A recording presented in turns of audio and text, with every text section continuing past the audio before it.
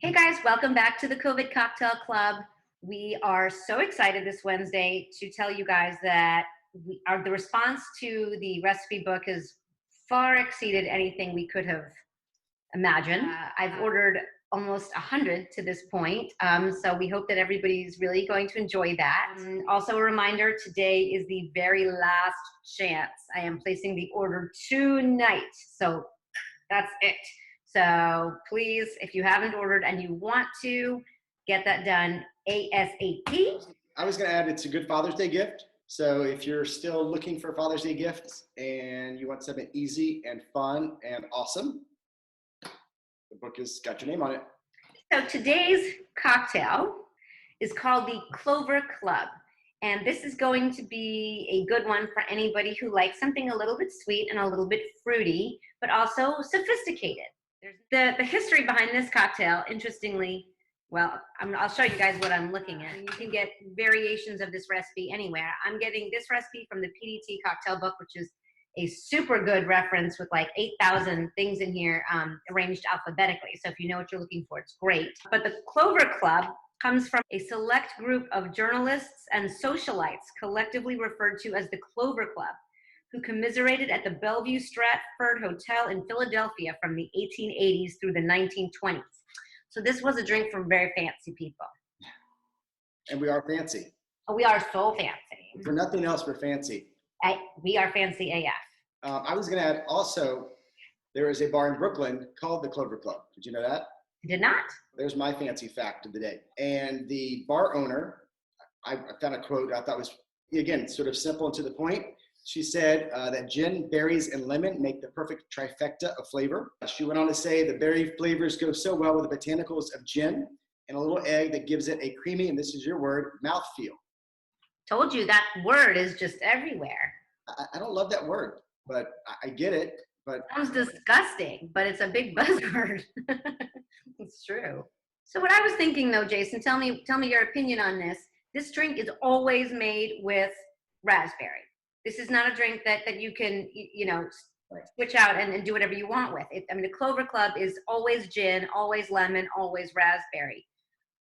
I don't see why, though, if you wanted to do your own version of it, you couldn't do it with any other berry. Why wouldn't it work with blueberries? So it's kind of a feel thing. In my mind, I was going Blackberry. I wouldn't go. I'm not a big blueberry cocktail fan. I mean, at the end of the day, there's no Clover Club police, so do whatever you want. If it were me, I would do Blackberry if I were to do a variation. I would not do blueberry, but potato. You could pick whatever berry you damn want. Well, of course you could, but to me, blackberries and gin, I think it works well. I'm not a big blueberry gin fan, but here's a thought. Okay.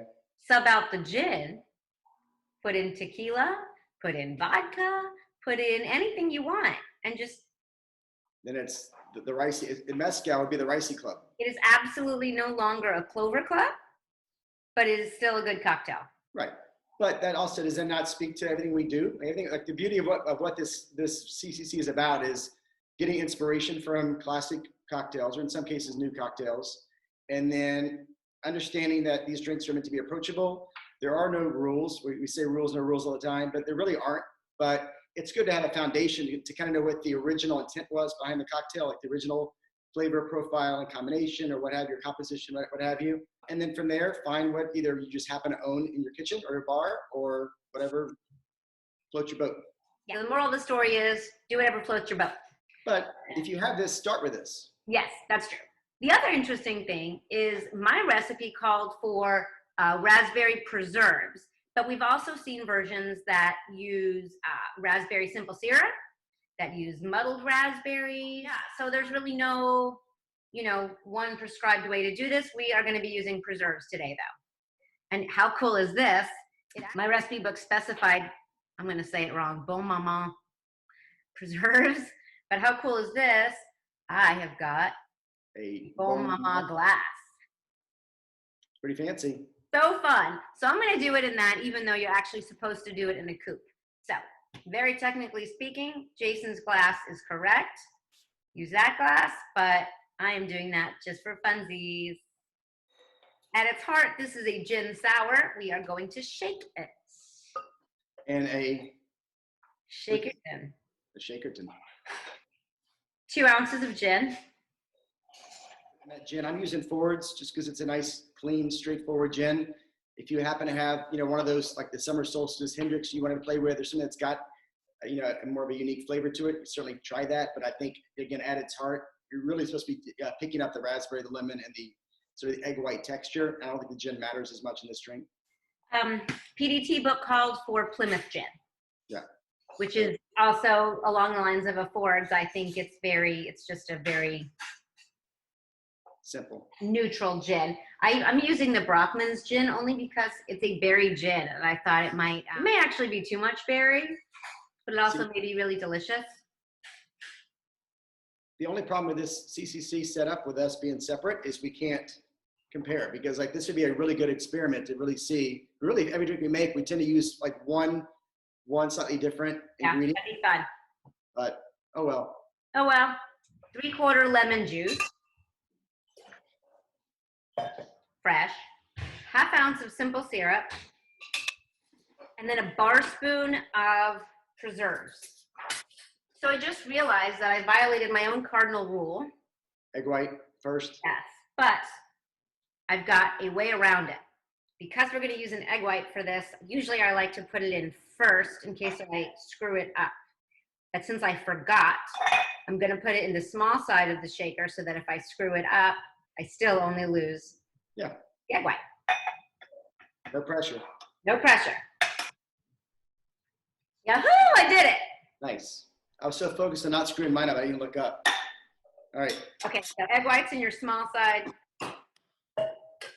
Just do that. And we're going to dry shake for a long time because that's what gives us the good head. Remember, extra tight too. That's what he said. Get ice and wet shake. So there's a joke there somewhere. There's a joke there. Since there's an egg white, I'm not going to fine strain it. That would take 4 years. I'm just going to strain it straight into my Bonne Maman glass. Bonne Maman. I want to hear you say that after 3 or 4 of these. I'm pretty sure it translates to good mother, so I'll take it. This could have been a good Mother's Day drink. It could have been a good Mother's Day drink. All right, I'm out of raspberries, so I'm going to use just a little fresh lemon peel. I'm going to use my raspberries that look like cute little hearts. The trick to doing a garnish is to always do it with an odd number. 3 for my 3 kids. Boom. Well, yours looks pretty, Jason. Thank you. So we are going from a pretty and slightly sweetish drink to a very different, not so sweet, I wouldn't even call it a pretty drink on Friday. Have your Mexican beer ready and go raid your pantry, wherever you keep your seasonings. Bring in some celery salt, some salt and pepper, some cayenne, anything you would put in a Bloody Mary. Worcestershire, Tabasco, sriracha, soy sauce. There's all kinds of stuff you can bring in. No, seriously. So Friday will be fun. I would say it's the first drink of its kind that we've done in our 9th week now. Hopefully the weather will cooperate. This is a good outdoor, very hot, sit by the pool, wash your car kind of drink. Cheers, Rysse. Cheers, Jason.